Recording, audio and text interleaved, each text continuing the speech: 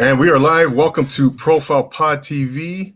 I am your host, Andy Anatomical, here for the debut of Q&A with Real Estate Ray. Ladies and gentlemen, I am excited about this evening because, like I said, not only is it the debut of this show, but Profile Pod is growing, man. Profile Pod TV is growing, and it's fun to see. It's exciting, and I'm proud of it. And I want to thank all of the listeners, the audience out there, the viewers. Can't do it without you guys. That's a fact. So thank you so much for being supportive, everybody out there on Instagram, on YouTube. It's much appreciated, and so I'm going to continue to do this thing, and I'm going to continue to bring content and be creative and what have you. So thank you so much, everybody. Thank you. Can't thank you enough.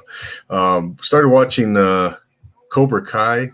I don't know if I know it came out. I want to say a year ago or so, right? I think it was on YouTube TV originally. Just came on Netflix, and I just started watching it, man. And gosh, that's pretty cool. It's so cool, man. It brings me back to 1984 when that movie came out. And I think I was like 8 years old. And gosh, they bring back all the. If you haven't, I'm sure most people have seen that movie, but if you haven't seen Karate Kid, go watch Karate Kid and then go watch Cobra Kai, because it's hard to understand Cobra Kai, I think, without having seen the original Karate Kid, the original from 1984. So, anyways, that's always fun. Watch cool shows, but. Lots going on this week. I got a big podcast coming up with Mega Man, and that's going to be big. So tune in on Wednesday night, 9 p.m. right here, same bad channel, same bad time. All right, so let's get into tonight's show, man. Let's bring on our guest, Mr. Ray Rodriguez from Empire States Realty in Rancho Cucamonga. It's the Q&A with Real Estate Ray. If you have a comment or question or what have you, then post it and we'll get you on the show. But we're going to be talking real estate for an hour. This is all real estate. So if you're thinking of investing, if you're thinking of listing your home, selling your home, purchasing, maybe you want to, you're not sure if it's the right time to buy, whatever it is, anything related to real estate, we got my man Real Estate Ray here, and he's going to answer all your questions. So this is the pilot episode. We're going to see how this thing goes, and maybe we can continue this on, in the future here. But I'm real excited about tonight. So let's go ahead and bring on Mr. Ray Rodriguez. Ray, how are you, sir? What's going on, bro? What's up, Andy? All good, welcome. Brother. Yeah, man. Welcome back to Profile Pod TV, the debut of a Q&A with Real Estate Ray, man. How do you feel about that?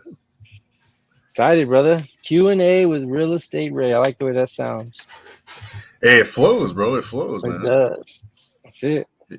So yeah, man, we're here to talk shop, man. All things real estate. How's business been going for you? The last couple weeks. Business is good, man. Things are hot right now. People are out there buying. Remember when you couldn't get toilet paper? It's kind of like it is right now with houses. Wow. Is that right? Oh, yeah, geez, man. You see a nice house and it goes quick. So what was the other thing?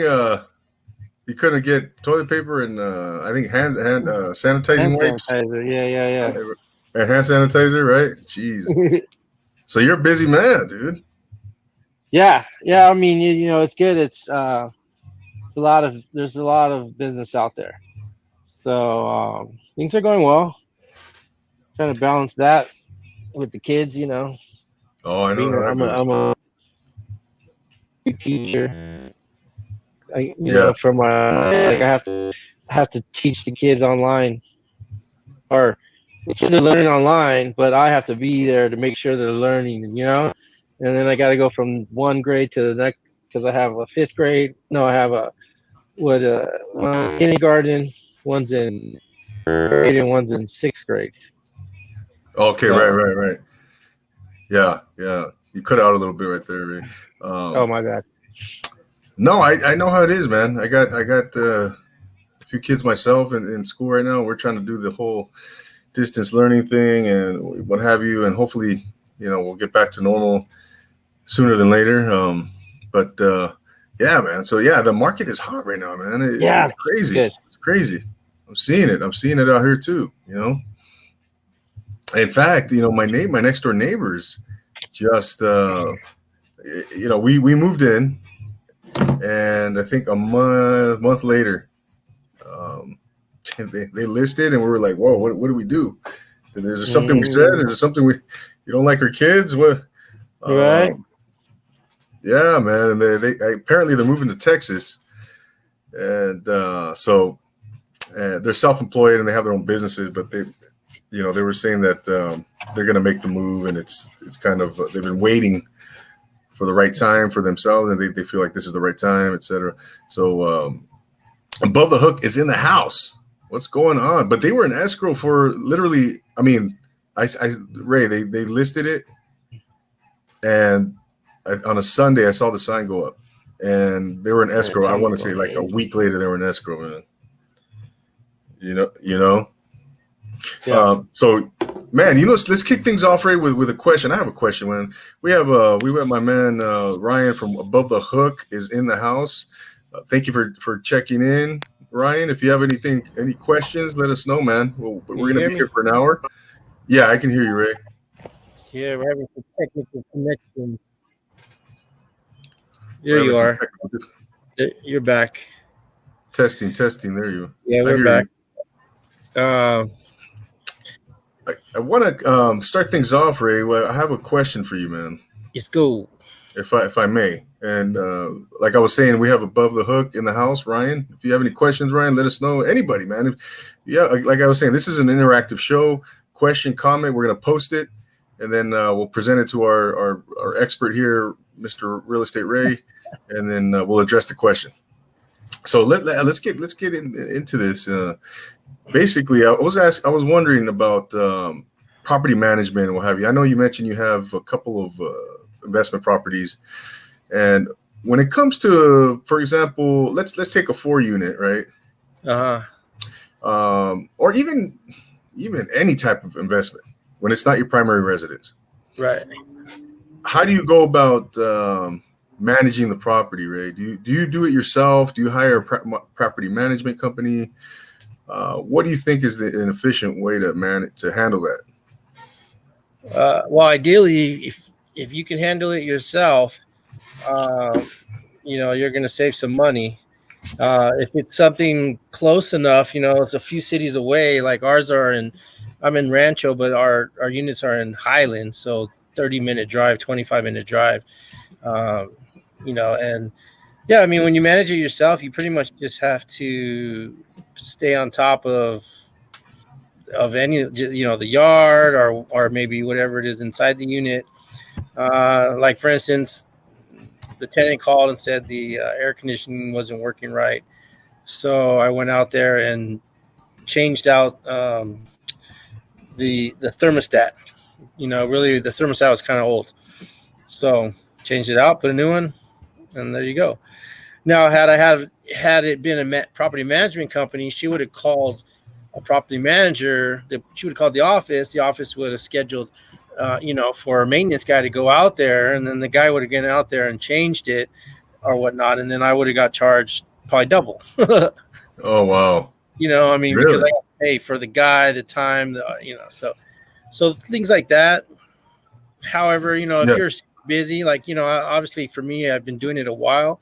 So I can, I can troubleshoot and I have the flexibility to go do it. So if you work and you don't have time to do that, and it's going to take more effort to find free time to go out there and do it, and find that, what's wrong with it, and to find the right piece, and to go to Home Depot and buy it. And some people would rather just pay, pay someone else to go do it. I see. So it's kind of like depends on the situation, right? Yeah. Like you said, the proximity. How close are you to your investment properties? How So let's say somebody does want to manage them. I mean, regardless of where they live, they want nothing to do with it. They want somebody else to handle all that. They just want to, they want the equity. They're going to sit on the property and let somebody else manage it. Right. What do these companies typically charge, Ray? What? Yeah, so you're roughly looking at about 10% of what your rent is, if not, I mean, depending on, if you have a, $2,000 rent, they'll take $200 a month. That's a roughly is about 10% is usually of the rent is what they'll charge. And again, that entails not just maintenance, but they collect the rent, and then the rent gets paid to them, and then they send it to the owner. However, if the tenant is late or if the tenant, is behind, they're the ones who are on top of it. They're the ones calling and sending out any letters and so forth. So, yeah, I mean, it has its advantages.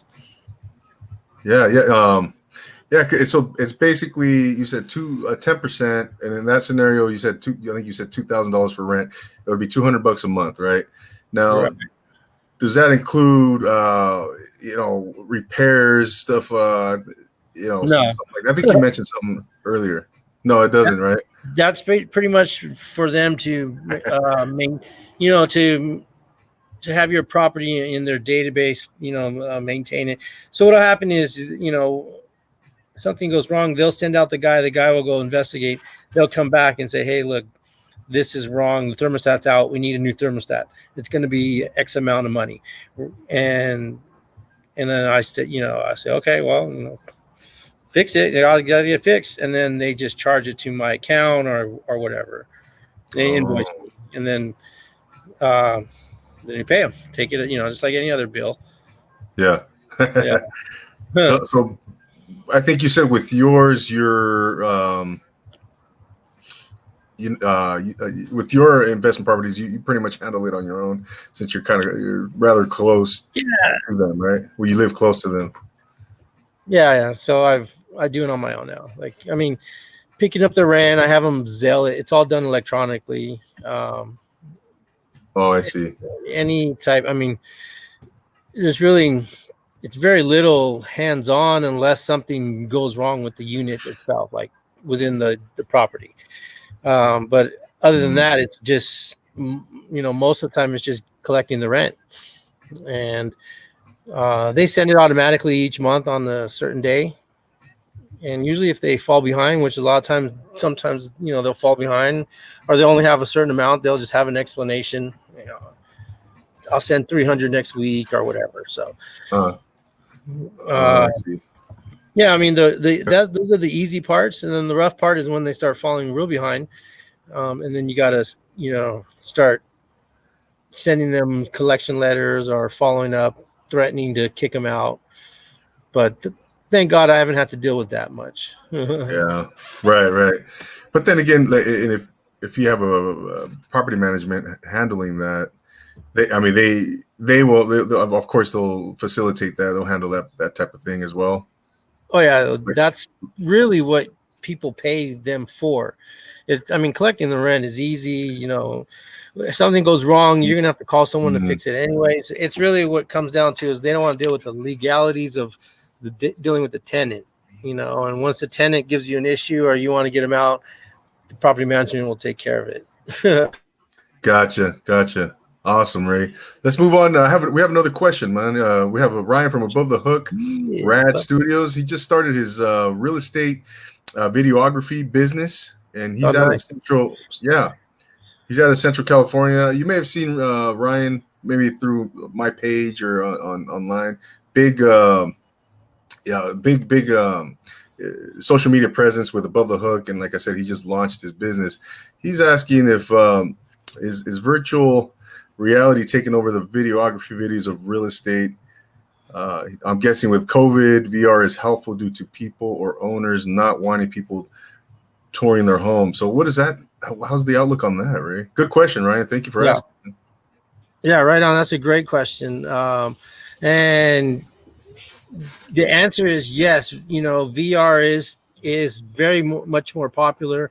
it's being promoted within, from the real estate board themselves. However, people still want to go see the house. They still want to be able to go in. And so it kind of depends. If you're a listing agent, if I'm representing someone, I'm trying to sell their house, I'm going to put, VR in there, because it's going to give people the ability to see it without having to schedule an appointment or go through, the COVID steps right now. And it's really not, they've kind of opened it back up to where all I have to, if you want to go see a home, we fill out a form, we got to wear masks and be sanitized. And if it's a vacant home, it's pretty simple. But if there's someone in there, which, the other day I took a client to see a house, and there was someone in there, and they were really, nice and, and welcoming. And it's just that real, everyone wants to be careful. But that is the way to go, the videography. And here's the thing. A lot of agents, they take pictures with their phone, and you can tell when someone does pictures with their phone versus someone who has professional pictures done. It's going to cost a couple $100, but it's going to show the house so much better, and nowadays with drone footage, people like seeing that. And these new, apps and programs that allow you to 3D the home, that's really the way to do it. If you want to sell it quick, if you want to stand out or whatnot. But I think it sounds like to me, Ray, what Ryan's doing, man, with the videography and presenting. When you list a home, obviously you want to present it and multiple facets, right? That's right. Right, a videography, pictures, and I think regardless, right, it would make sense to me to hire a videographer. It's only gonna benefit you, right? It's only gonna get more exposure. It's gonna present the house doing it professionally, obviously, quality. I think it's gonna be beneficial, right? Bottom line, man, it's gonna, again, present the house. It's gonna look nice. It's gonna be that much more appealing, you would think, right? Right. You look just more professional, definitely more professional. It costs a couple $100, but those are things that you as an agent, you already incorporate that into, things that you're going to pay for, fees. And so, it's easy as a listing agent to say like, oh, well, I'll just take the pictures myself. I'll save a couple $100. It's easier. It's quicker. And yes, you're going to get away with it most of the time. But again, if you really want to showcase houses, you want top dollar, you got to showcase it. You got to get people to come in and see the house. And the pictures are what everyone goes off pictures right now. And if you can showcase it with beautiful pictures, and professional photographers know, they know how to angle. They have the wide angle lenses. They have the taking the picture where it's not just like get in the corner and put, the phone all the way up. So it's definitely worth it. And they're getting paid well. I mean, I guess it's something that people are doing now. So it's kind of competitive, I should say. Before I got, maybe a year or so was not as many people available, so you could charge a little more, I guess.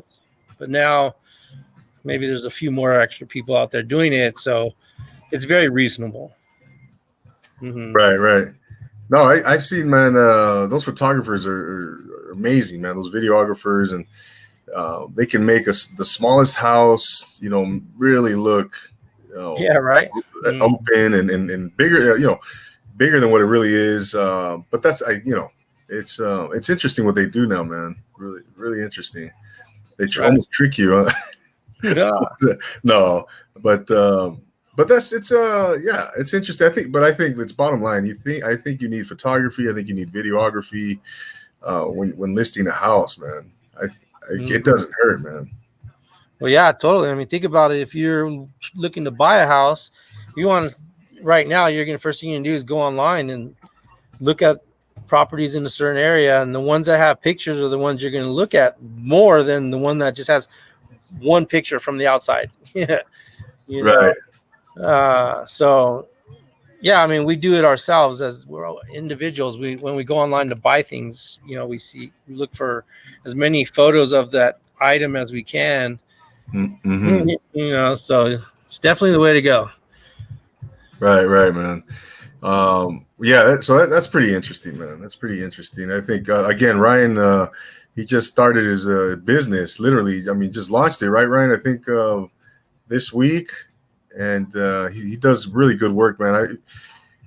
So yeah, you can, go ahead. you know, you can walk into any real estate office literally and just say, hey, I can be here on Saturday from 10 to 1, and I'll charge each agent whatever, $100, whatever, and you can provide that agent with 4 quality headshots or shots that they can use for business cards, for online. If you see my website and stuff, I have, you know, a picture of me in a suit, and I paid some dude to come in, take pictures, and I use those. So my point is, that's one way. You just walk into a real estate office, boom, hey, got any new agents? You got any agents who have old cards? You know, right now, if the agent's face isn't on their card, it's kind of like outdated. Like, that's kind of the thing. You got to be on the agent's card. Usually the theory is you need people to feel like they know you. So right. if you give them a business card and it just has your name, and I'm guilty of it too. I have business cards with just my, you know, Empire States and all that. But you give them that card versus one with you on there, or at least a picture of you, a headshot. You know, they're more likely going to use the one that has picture or feel more comfortable when they actually meet you again or are calling you again, because it's like, hey, I remember what he looks like. That's the theory. I mean, that's kind of like the logic that's being, you know, promoted out there, which is why you see so many people with their traditional, you know, pictures. Yeah. I'm just saying, if I was starting that type of business, I'd be walking into real estate offices, and just saying, hey, I can be here on a Saturday and I'll throw up a blue screen or white screen, whatever, and take pictures. That's what they did with us, you know. Some guy, you know, I don't remember his name. Yeah. Or even, and then like from there, you'll find an agent or two who has a listing coming up. Like, hey, I just, you know, I just listed this house. You know, now chances are they probably have someone, but you never know. They might be open to a new one. Right. No, I mean, exactly, man. It doesn't hurt. No. Drones? Does he have drone? Do you know if he uses the drone thing? Oh man, Ryan, if I was betting on Ryan, I'd say yes, man. He's pretty savvy, man, when it comes to videography and photography. With his above the hook, what they do, Ray, is they go out into the ocean. They do deep sea kayak fishing, and they take amazing footage of all this stuff, man, that they do. And so they have all this equipment, nice. But the equipment is a little bit different, obviously, within what they're using to film out there in the ocean than what he's going to be using to film homes and stuff. So he's having to kind of but buy new equipment. Yeah. So, but I mean, he has the drone. He has the, you know, correct me if I'm wrong, Ryan, but I know you got the whole setup. You know, he invested a whole bunch of money in equipment, and I think he's ready to go. I think. Oh, you're still setting up. He just mentioned he's still setting up, but I think that's a pretty cool, you know, that's a pretty cool business. It's that, yeah. There's business for it out there right now, you know. Yeah, you gotta sell your home, right? Yeah, I mean, you got to make it look, you know, pristine. Walking anywhere, and yeah, I would think, you know, old school. Walk in there and like, hey, do pictures for you. Right. And for Ryan, and by the way, he's getting his he's having to get a qualification from the FAA for drone flying. Nice. Yeah. Taking his tests, right? Yeah, legal stuff and stuff. But yeah, Ray. Yeah, man. If it's over a certain weight, certain type of drones, you got to have a certificate. And that's a big thing right now, though. That's kind of like the big thing, drone footage for everything, for commercials. I mean, every product they can do something with the drone footage. I got a drone myself. Yeah. You got a drone? Yeah, I got a little drone. Nice. Yeah. Yeah. No, I want to get one too, man. They look like fun. They look like so much fun. But yeah, man. So right now, Ray, our values are they still rising in this market? Yeah. So I don't know about say rising, but they're definitely, you can ask for, a solid price. I don't want to say top dollar. But I mean, the truth is, the house down the street just went up for sale, and it's a little smaller, and it's asking, they want I think it was 559, so 560, and it's a three bedroom, 2.5 bath or something like that. So it's not like a big old house. Excuse me. So my point. What are you asking? I'm sorry. 560. Okay. We're right here in Rancho, so. And how do you see that? Yeah, it's a good price, and it's prices are solid. Like I was telling my clients again, if they're asking 250, 350, 4, whatever they're asking, they're probably going to get it. Someone's not going to come in and offer them 10 grand less. They're going to take a full price offer. If I was the agent, I'd be like, there's no reason to not have a full price offer unless I'm being ridiculous, and I don't price it right. Mm-hmm. Then you might be getting some prices, some offers that are coming in lower. But it's all relative to how it's priced. But yeah, you can have very fair pricing right now. Top dollar compared to where people probably bought it at least a few years back. So it sounds like it's kind of a seller's market right now, right? Oh yeah, you can sell your house quickly. So it's supply and demand, right? So right now there's more people looking to buy than there's more buyers than there is inventory, is what they say.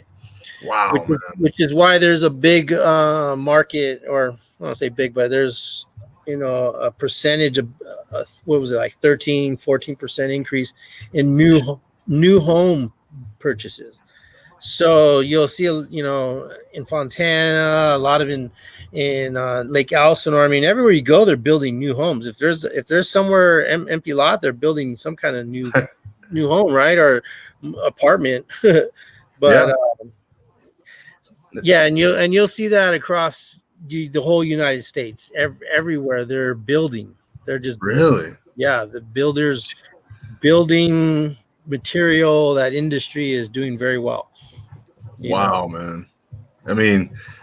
Just with everything that's gone on in the last 4.5 months, with the quarantine, with the unemployment rate, with all of that, man. It's interesting how we didn't know what was going to happen to the economy 4.5 months ago, right? And and here we are talking in August, 4.5 months later, and people are scrambling to buy homes. And now you're saying, is this in California or everywhere? Everywhere. Ruben, and we just had a conversation the other day, Ruben and I, and he was telling me that in Denver, he went to Denver, Colorado, and their properties, typically when I remember, they were about 250, 300, 350 got you a nice big house. And he's telling me that now they're in like the 450s and up.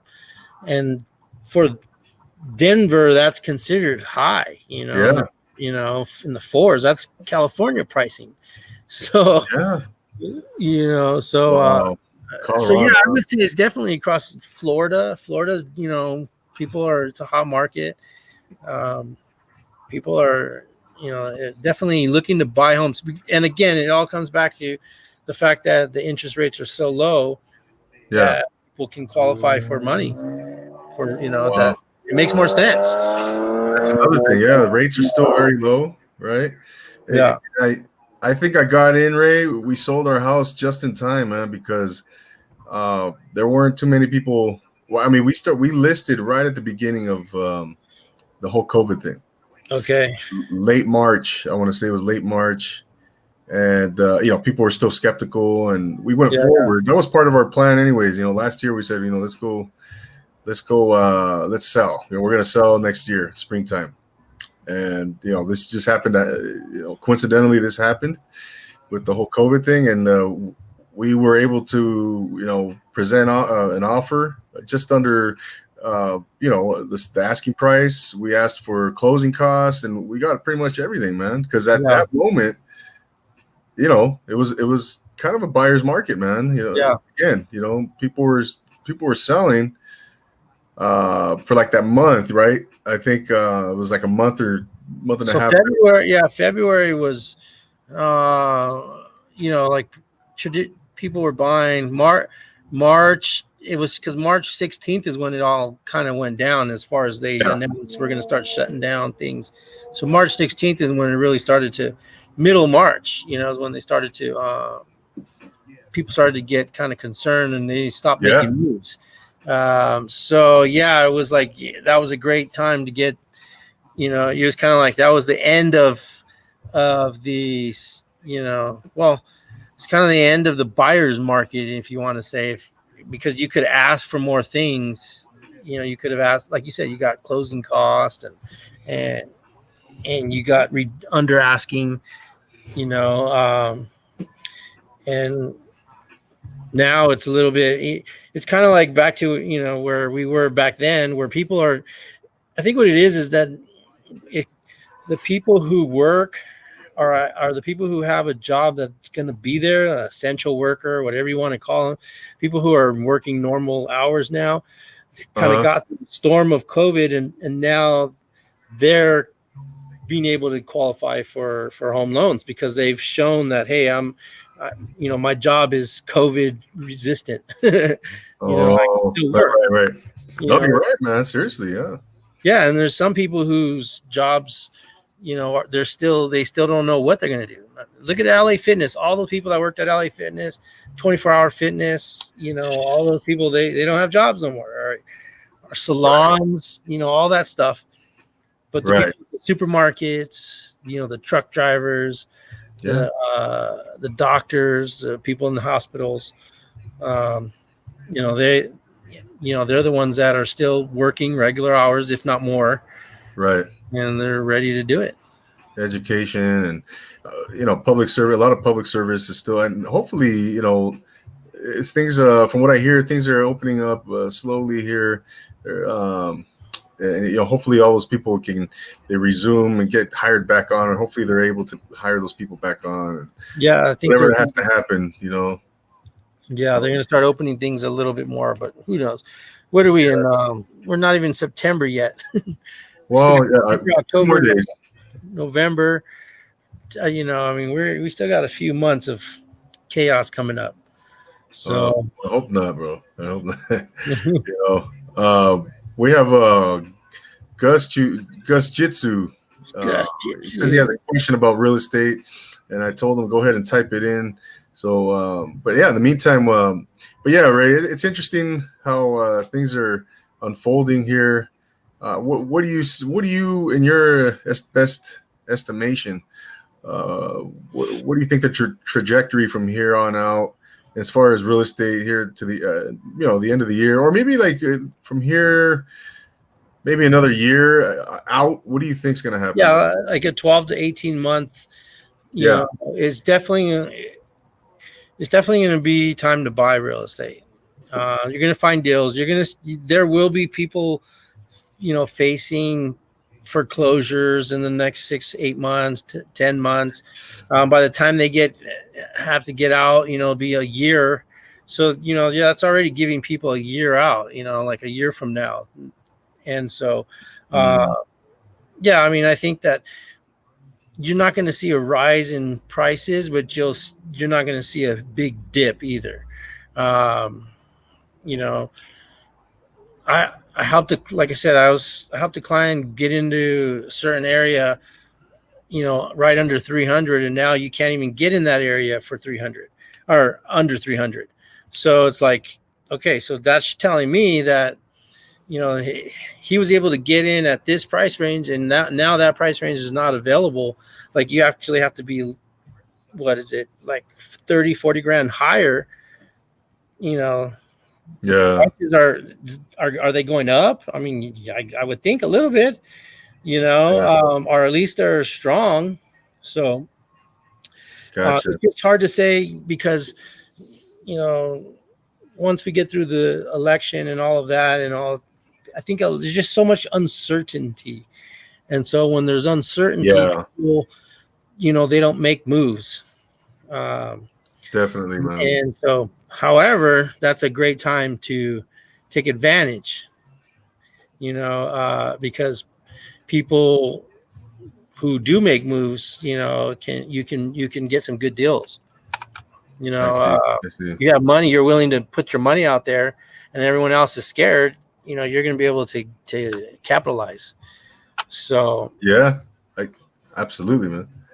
No, Yeah. I love real estate, man. I think it's a great investment. They stopped making, like I always say, I forgot where I heard that, who told me that recently. I think a year ago or someone told me, yeah, they stopped making land a long time ago. So, we got Gus Jitsu, Ray. He's got a question for you, man. Gus here, if I lock in an interest rate and a week before my closing, the rate changes 0.25% or greater, am I able to change the rate to the better one? If not, how come? Is he locked in pretty much, Ray, at that point, right before closing? Yeah. Okay. So now technically, this is a lender question. Yeah. But yes, once they lock your rate, it's going to be locked in based on what's available at that time, at that moment, that day. Now, what'll happen is typically you'll apply and you'll get a rate of, today's rate, 3.25. And let's say what'll happen is they'll say, okay, well, we'll start working on it now. If the rates go down before you now, see, now I'd have to, I think if the rates do go down before a certain time, I'm not sure. I want to say it's before you sign. So closing means that you're signing already. And, but until the bank sends the papers out and runs that final, the documents, you're really not locked in. So there might be a way that the lender can, can lock you in based on, the current rate versus when you first applied. I mean, I know that can be done. I just don't know how far into this process, like, when they can stop locking it in or changing it. Gotcha. So he should probably inquire with his lender, right? It doesn't hurt. Yeah. I mean, definitely. The lender's going to tell you, what you want to do is find out when's the last you can change the rate, and usually there's a certain time frame. I see. So 3 days before to fight. So closing. I think he means. So he's saying he got a 2.99%. Okay. Right, Gus, and now are you asking if you can if the rate changes, Gus? If it goes lower, obviously you're not going to want to get a higher rate. If it dips, if whatever index or whatever the rates dip, he wants to know. I guess he wants to know if he can take advantage of that and lock that in. That's where the lender comes in. So if you were my client, right, then I would be calling the lender. I would be on the phone with the lenders, saying, hey, like, the rate is this today, what's the deal? And again, when you work with a direct lender, like some of the guys I do, they are the ones who are putting the package together. They're the ones who are presenting it to the underwriter they're the ones who can actually go in and change the numbers in the computer before it gets approved. So there are ways to do it, yeah.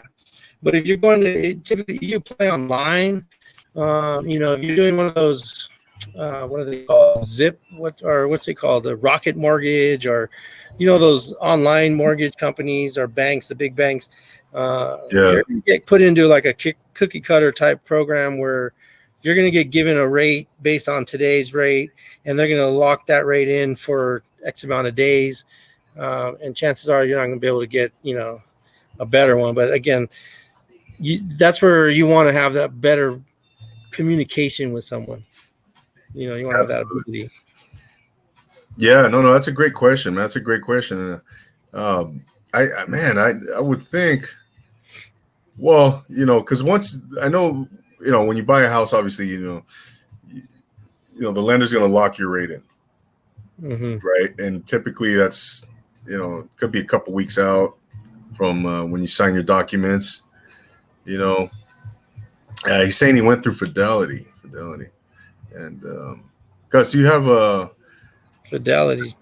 Now, what if somebody's going through? Now he's doing a refinance, or are you talking about a refinance? No, he's talking about a purchase. A purchase? Yeah, because I think he's going through from a builder. He's buying off the builder.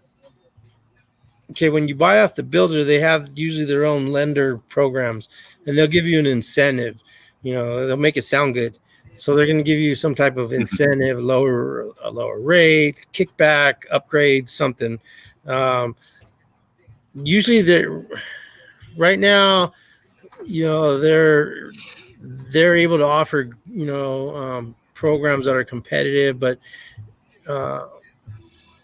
it's usually just a matter of the, what they can offer you on the rates and the deal you work out with them. So what happens is you're going to find that here's what's going to happen. You're going to find that you're going to get quoted the same rate pretty much across the board, right? I mean, it's just like anything. I can't say, 3.25, and then you go over there and they're like 3.3 or 3%, and then obviously you're going to go 3%. So everyone's going to be in the same range is my point. What happens is I could say, I can get you 3% too. But what I'm not going to tell you is it's going to cost you money that you're not going to see.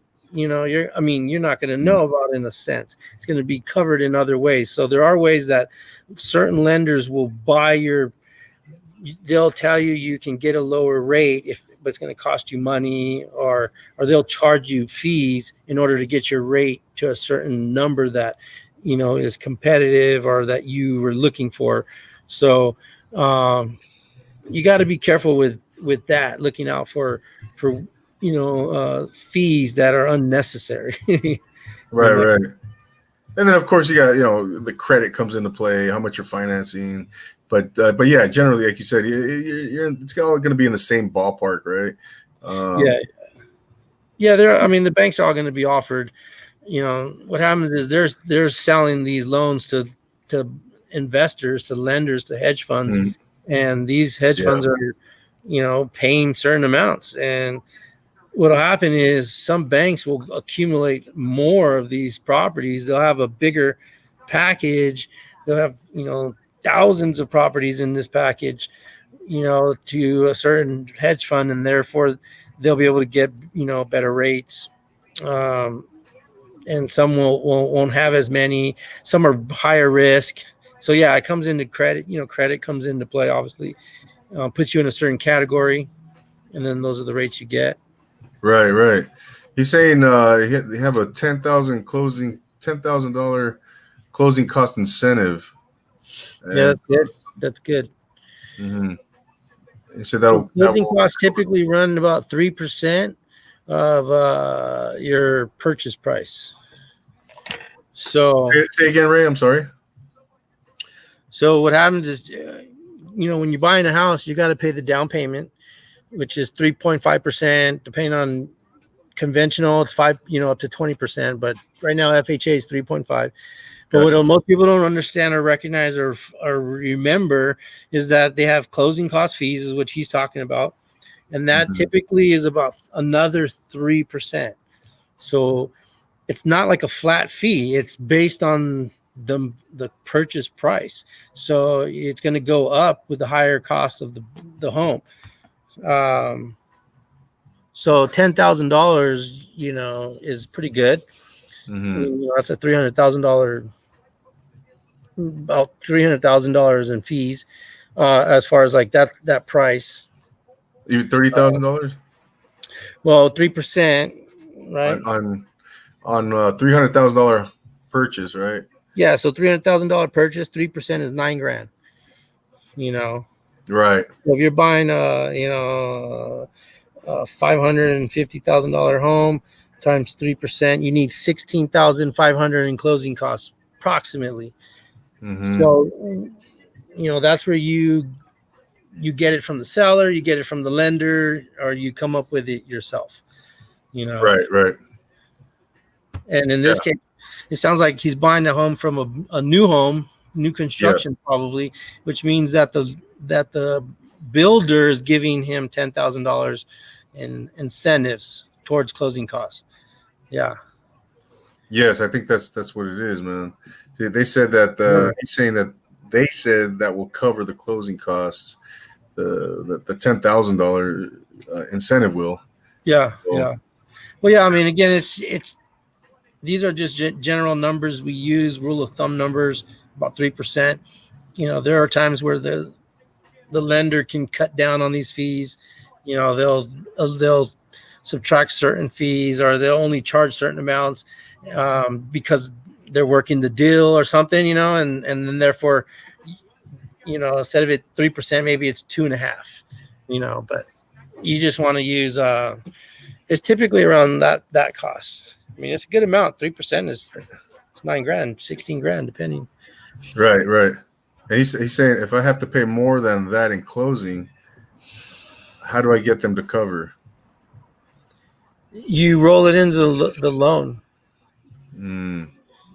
So what'll happen is you can roll it into the loan by having, how you get them to cover is you got to ask them for more, you got to ask them for more credit. I see.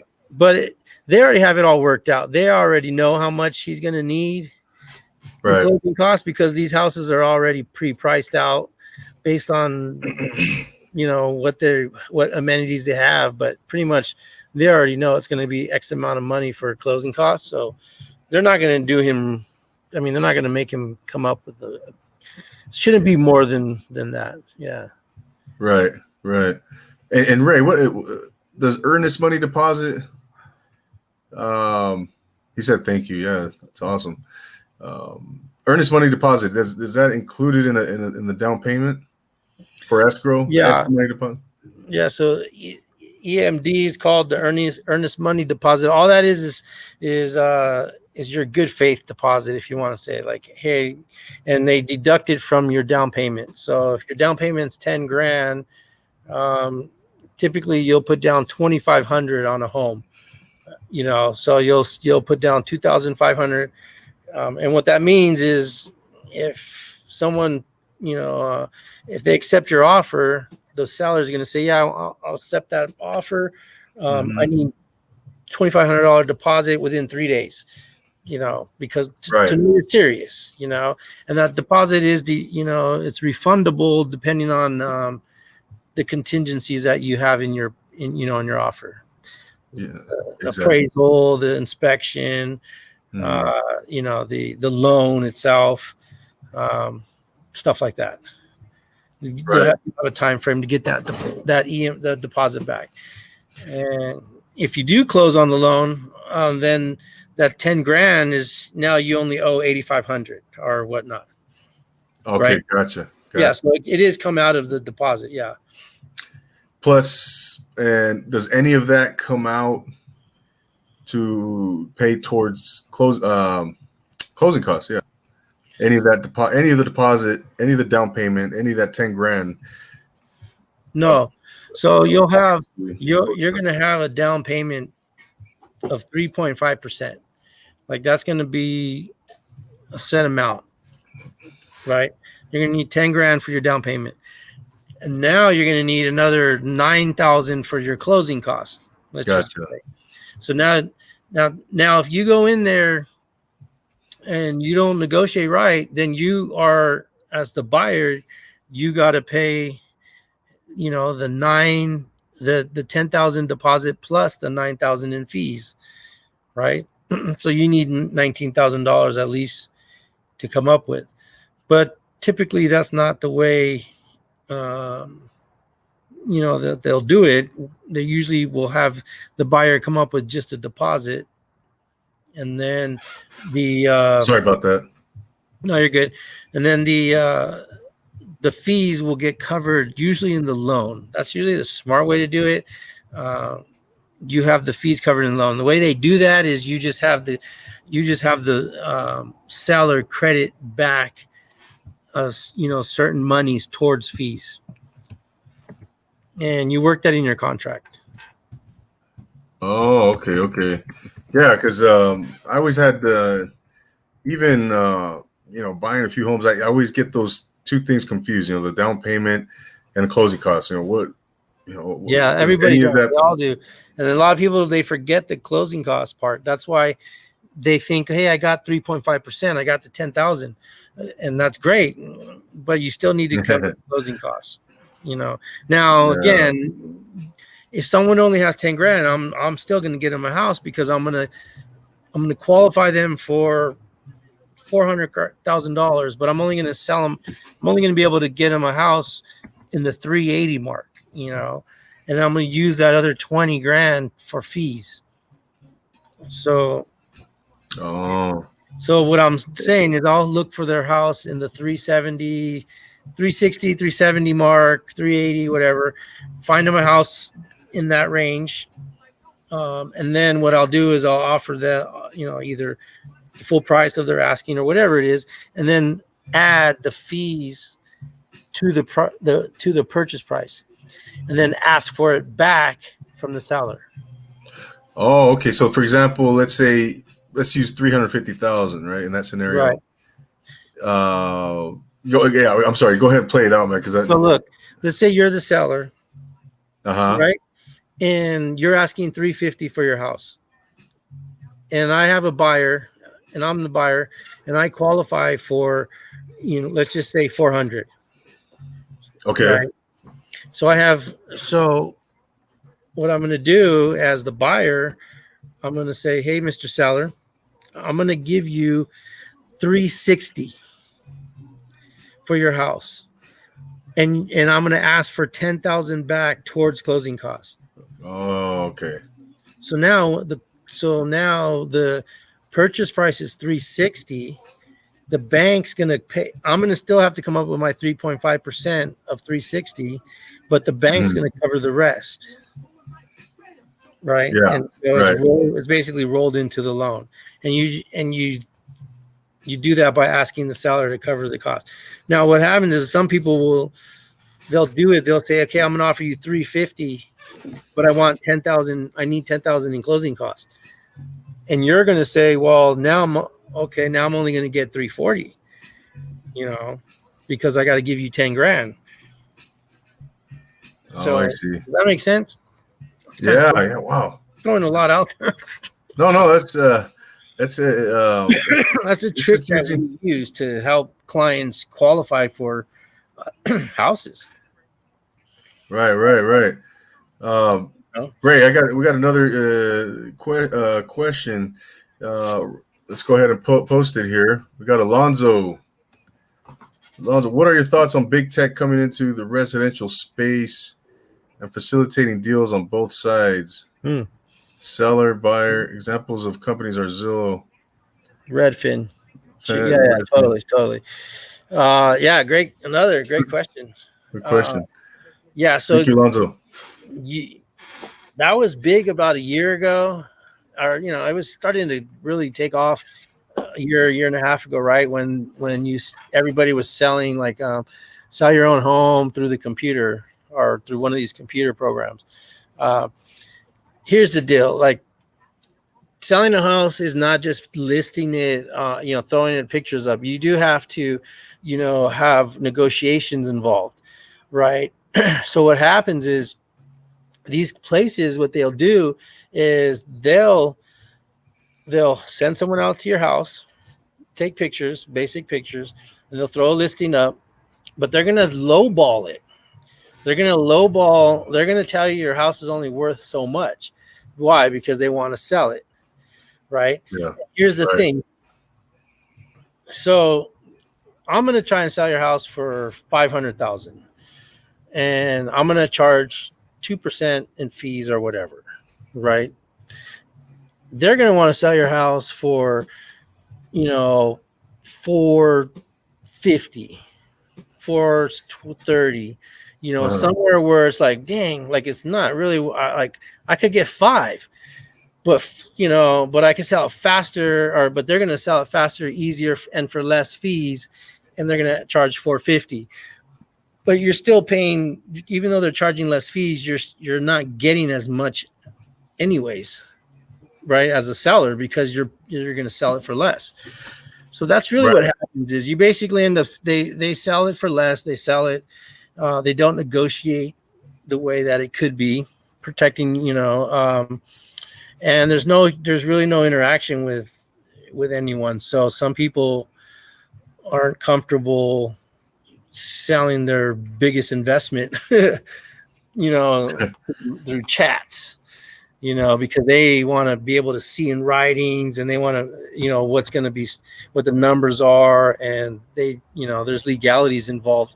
So it is always recommended to have a real, an agent, someone who can protect you, whether you're a seller or a buyer, because you could sell someone a house and not legally protect yourself and be held liable for stuff, down the road. They can come back and try and sue you. So, you do definitely want that legality part covered. But it was a big concern for a while. Like, hey, these guys are undercutting us. They're like they're only charging 1% or whatever for fees. And really what it came down to was what I just covered. Like, I had to explain that if I wanted the listing, I had to sell myself. Why am I going to be able to do it, versus them? The fees are some of the things that were easy to talk about, but a lot of it is just selling yourself. Like, my network, my ability to blast it out on social media across the boards, just being able to get out there and show the property for you and stuff like that. So, Yeah. No, great question, man. Great question. Thank you very much, Alonzo, man. It's just, there's so many angles you can take with real estate, Ray. You can get creative, like the scenario you just presented, man. With, if somebody has $10,000, you're gonna find them a house. Yeah, definitely. Right. Yeah, we'll help them definitely. If they have the 3.5% of whatever purchase price they're looking for, we can help them with the rest. Yeah. And it can be done. It can be done. Is it common for a seller to say, "Nah, you know what? I don't want to give closing costs. I just don't want to do it." I mean, how often do you see that? It depends on the market, right? I think it depends on.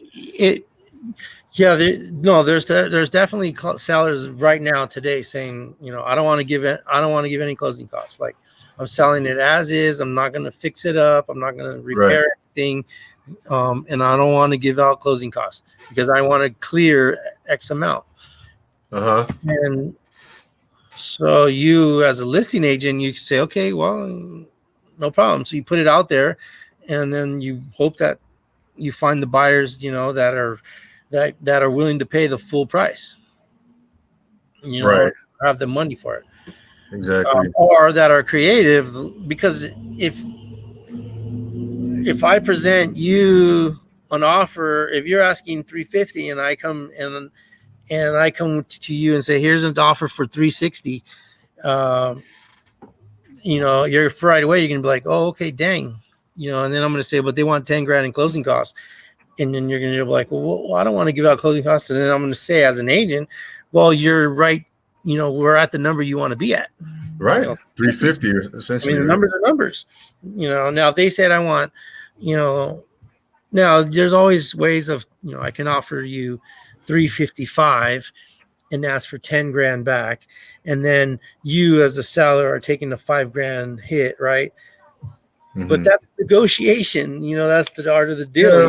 Yeah. Like who's going to negotiate better? You can start off low and play that game. Yeah. Hey, I'm going to ask, let's, 20 grand under asking and I want 5 grand in closing or whatever the deal is. You can go crazy and then let them come back and say no. And then and then you go back and forth. Wow, but man. Usually first time home buyers, they're not trying to do that. They're not trying to negotiate, go through a negotiation war. I mean, unless we're trying to find them a property that they really, shouldn't be in. Like we're trying to get them one that is very competitive. Everyone else is trying to get it. That's just the way it is. You got to negotiate properly. And there's ways of doing it so that that's why you got to have a good agent. So your offer looks better than everyone else's. Right. Yeah. There's a lot. There's so much that goes into it, market conditions, is it a buyer's market, a seller's market, but cash is king, right? Of course, cash is always king, man. But you're not going to, I mean, again, it just depends. If you're a first time home buyer, just depends. Certain cities, they're going to hold value over, more than others. Yeah. Certain cities have more inventory coming up versus others. And so for sure. There's a lot of factors involved. A lot of factors. But it's a fun game. Definitely. Investing is when it becomes fun, when you start investing. Because now you're trying to find the deals, you're trying to find the multi-units. You're trying to find, the return on your money. You're trying to, figure out how you're going to, put as little money down and get that back so that you can flip it down the road or collect rent and have, cash flow. So. And that becomes that's what I like to help with. I like finding the investment properties, the units. Sounds like you, right? Yeah, it sounds like you have fun with that, man. That's. Would you say that's probably your wheelhouse? Like your. Well, yeah, that's fun because you're looking for a deal now. Now it's like, you're trying to find the deal. What the numbers, making the numbers make sense.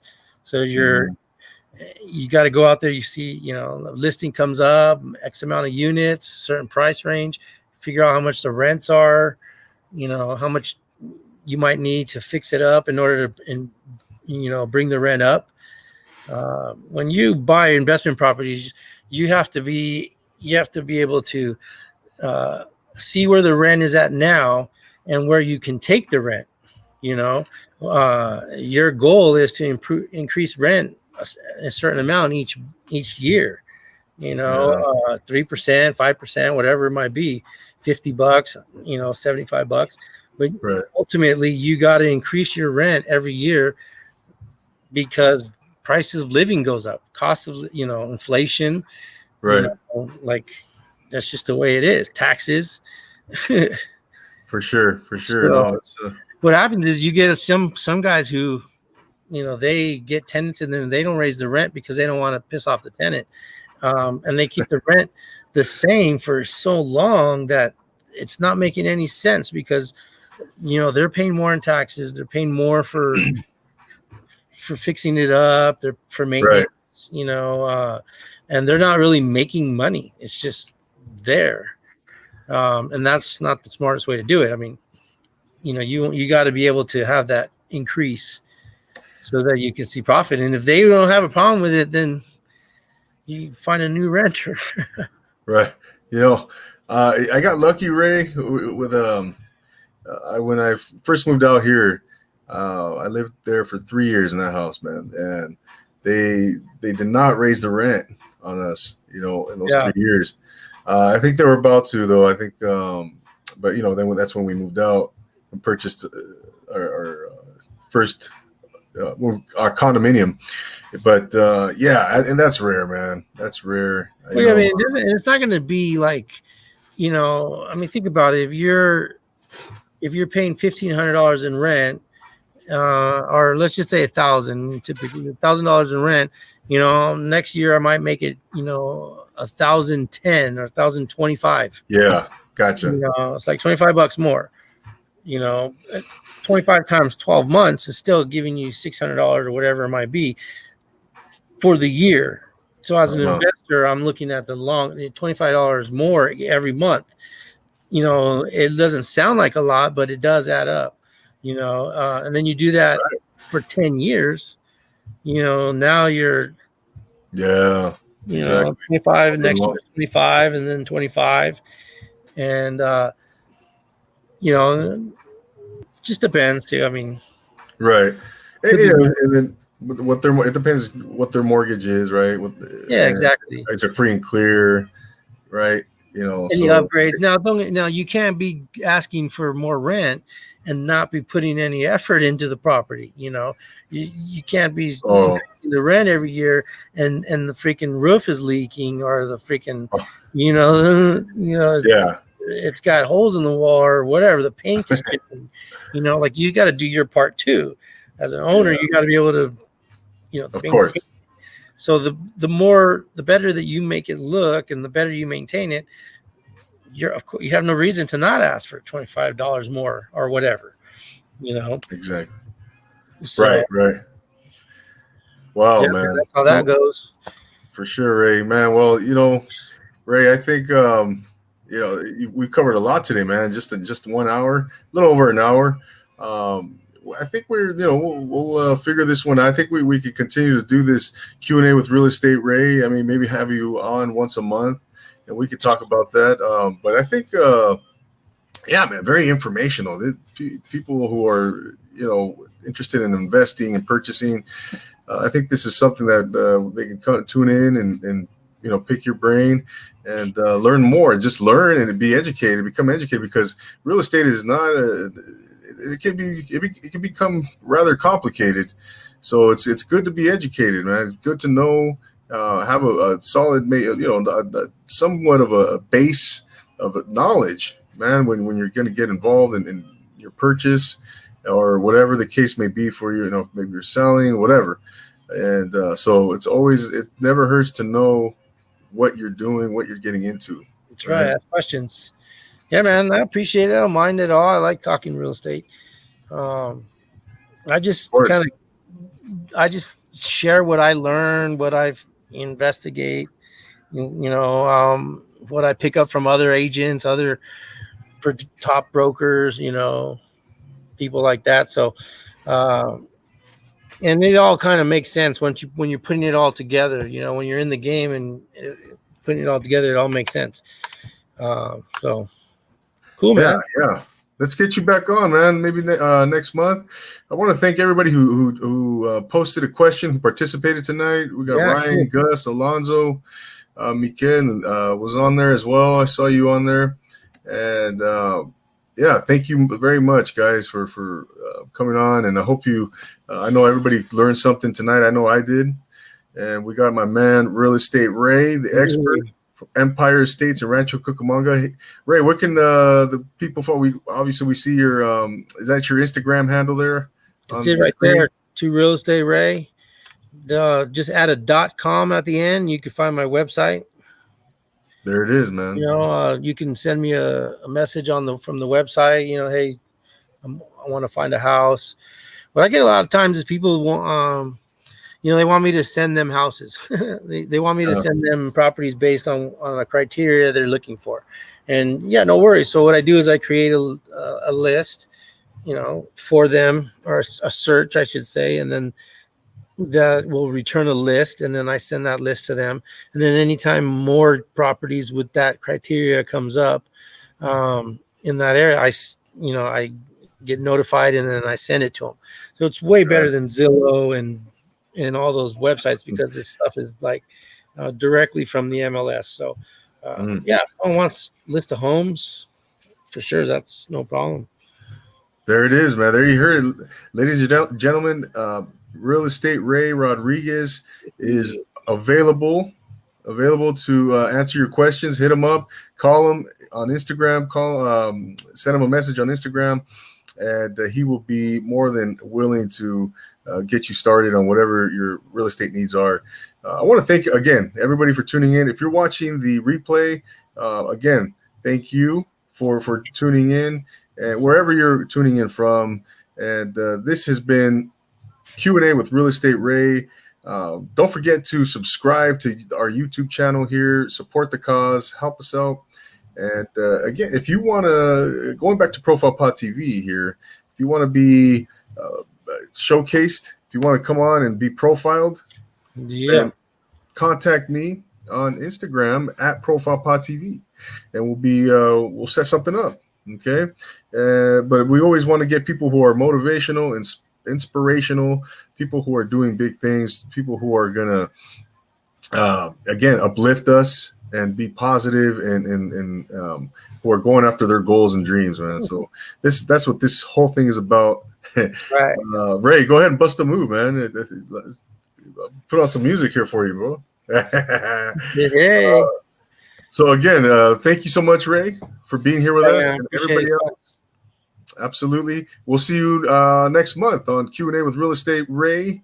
And as for Ray Rodriguez, I am Andy Anatomical, thanking you all once again. And always remember to take it easy.